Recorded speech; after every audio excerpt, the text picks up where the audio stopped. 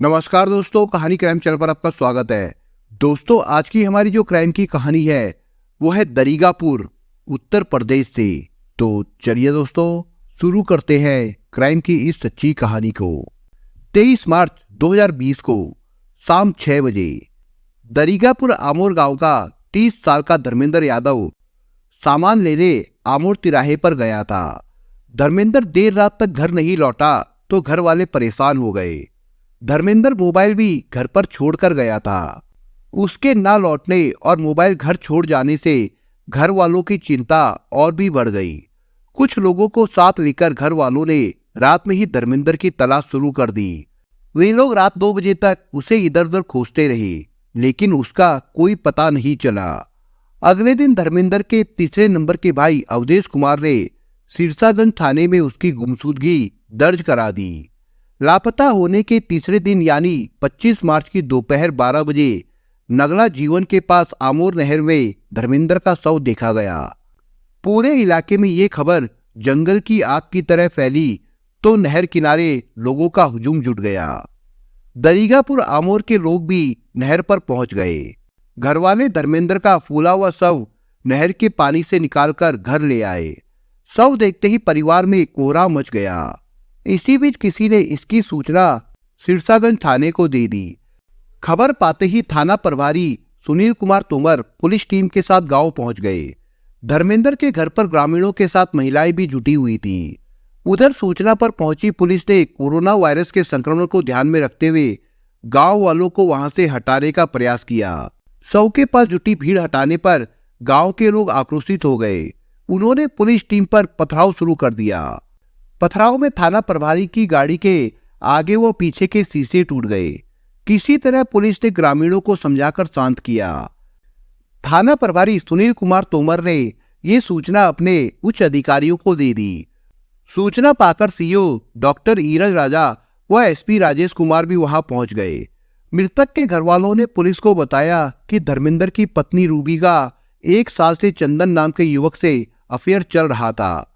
इस बात को लेकर पति पत्नी के बीच विवाद होता रहता था। बात बढ़ी तो मामला मारपीट तक पहुंच गया। इस पर रूबी 3 साल के बेटे को लेकर अपने मायके चली गई। ससुराल वालों ने धर्मेंद्र पर दहेज का मुकदमा कर रखा है। बाद में समझौता होने के बाद रूबी ससुराल वापस आ गई थी। रूबी ने ही अपने प्रेमी व मायके वालों के साथ मिलकर धर्मेंद्र की हत्या कराई है। मृतक धर्मेंद्र के तीसरे नंबर के भाई अवधेश कुमार ने मुकदमा दर्ज कराने के लिए पुलिस को एक तहरीर दी, जिसमें 6 लोगों के नाम नामजद थे, लेकिन पुलिस ने पोस्टमार्टम के बाद स्थिति साफ होने पर केस दर्ज करने को कहा। मौके की कार्रवाई निपटाने के बाद पुलिस ने धर्मेंद्र का शव पोस्टमार्टम के लिए जिला अस्पताल भिजवा दिया।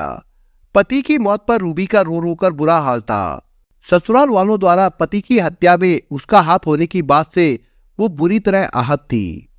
रूबी ने बताया कि धर्मेंद्र के किसी आदमी पर रुपए उधार थे। 23 मार्च को शाम 6 बजे वो आमोर चौराहे पर उससे पैसे लेने गए थे। घर के लिए कुछ सामान भी लाना था।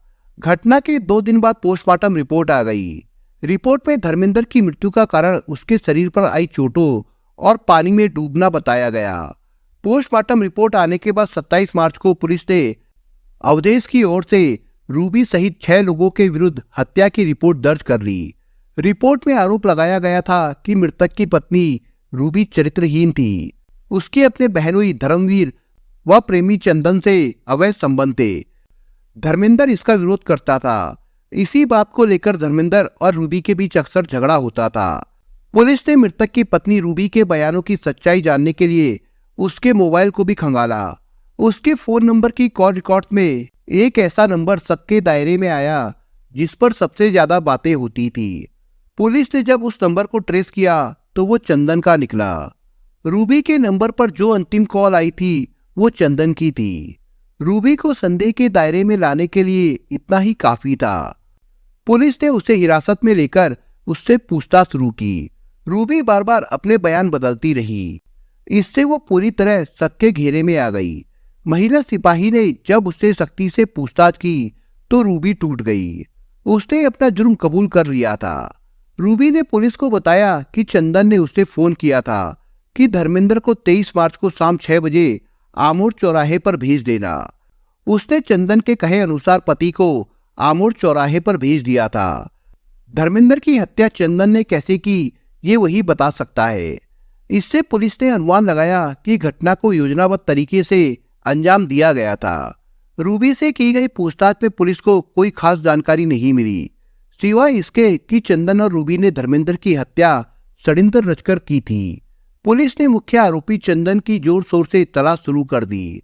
पुलिस ने नामजद आरोपियों की तलाश में उनके ठिकानों पर दबिश डाली, लेकिन वे पुलिस के हत्थे नहीं चढ़े। इस पर पुलिस ने हत्यारों की सुरागसी के लिए मुखबिरों का जाल फैला दिया। 14 मई की दोपहर सिरसागंज के थाना प्रभारी सुनील कुमार तोमर को एक मुखबिर ने सूचना दी कि घटना का मुख्य आरोपी चंदन गांव धातरी के पेट्रोल पंप पर है। इस सूचना पर थाना प्रभारी सुनील कुमार तोमर ने पुलिस टीम के साथ उस जगह की घेराबंदी करके चंदन को गिरफ्तार कर लिया। पुलिस ने रूबी और उसके प्रेमी चंदन को धर्मेंद्र की हत्या के आरोप में गिरफ्तार करके दोनों से पूछताछ की। पता चला रूबी पति के सीधेपन को कम अकल का बताकर प्रेमी चंदन से शादी रचाने का सपना देख रही थी। वहीं चंदन की नजर रूबी को पाने के साथ ही धर्मेंद्र की जमीन व मकान पर भी थी। धर्मेंद्र की मौत के बाद वो रूबी से शादी करके जमीन जायदाद पर कब्जा करना चाहता था। साली के प्रेम में दीवाना जीजा धर्मवीर भी राह का रोड़ा बने धर्मेंद्र को रास्ते से हटाने को तैयार था। जीजा और प्रेमी को एक राह पर लाने का काम किया रूबी ने। धर्मवीर, चंदन और रूबी ने मिलकर धर्मेंद्र की हत्या का षड्यंत्र रचा। हत्या आरोपियों ने इस जघन्य अपराध की जो कहानी बताई वो कुछ इस तरह से थी। धर्मेंद्र के पिता सत्यभान यादव रिटायर्ड रेलवे कर्मचारी थे। धर्मेंद्र उनका इकलौता बेटा था। गांव में सत्यभान के पास 16 बीघा खेती के अलावा पक्का मकान था। 9 साल पहले उनके बेटे धर्मेंद्र की शादी सत्यवीर की बेटी रूबी के साथ हुई थी। दोनों का 3 साल का बेटा है। शादी के बाद दोनों के कुछ साल हंसी खुशी से बीते। धर्मेंद्र वैसे तो सीधा साधा था, लेकिन शराब का शौकीन था। चंदन धर्मेंद्र की मां का दूर का रिश्तेदार था। इस रिश्ते की वजह से उसके लिए घर के रास्ते हमेशा खुले रहते थे। पिछले 1 साल से चंदन धर्मेंद्र के घर पर ज्यादा ही आने जाने लगा था। साथ में शराब पीने से दोनों एक दूसरे के गहरे दोस्त बन गए थे।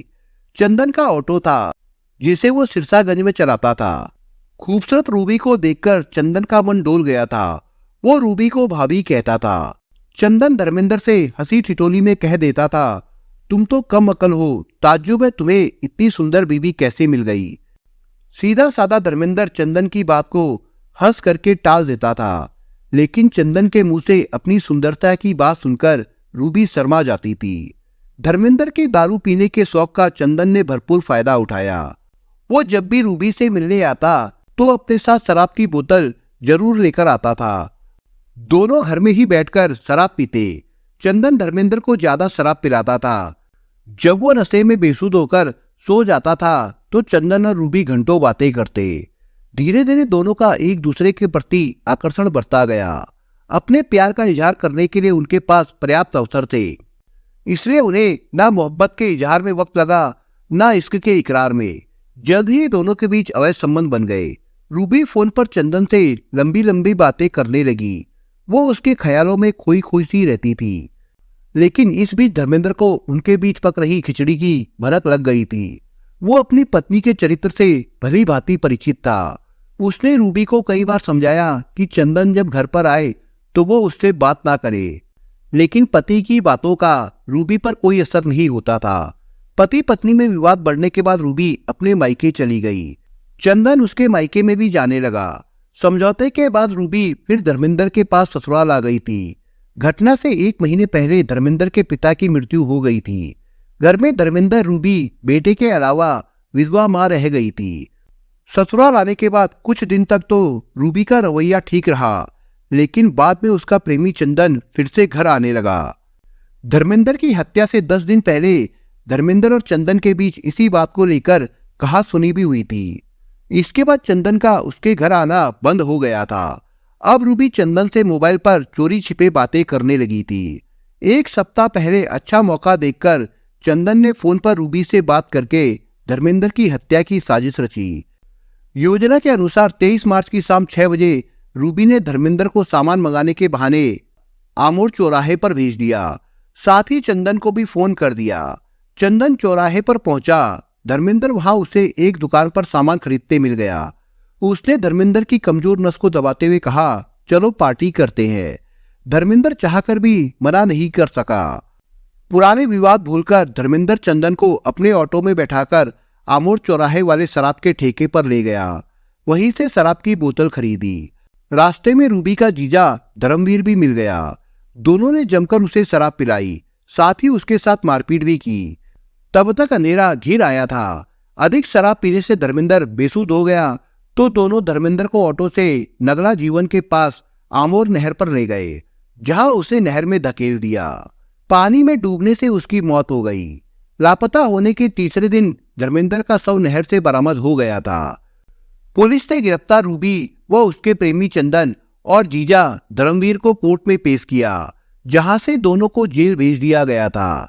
प्रेमी चंदन के प्यार में रूबी इस कदर अंधी हो गई थी कि उसने अपने हाथों से ही अपनी हंसती खेलती दुनिया बर्बाद कर ली। दोस्तों, इस कहानी के बारे में आपके विचार क्या है, हमें कमेंट बॉक्स में जरूर बताएं। और दोस्तों, अगर आपको हमारा काम पसंद आया हो तो वीडियो को लाइक शेयर जरूर करिए। और अगर आपने अभी तक चैनल को सब्सक्राइब नहीं किया हो तो जाने से पहले चैनल को सब्सक्राइब जरूर करिए दोस्तों। धन्यवाद।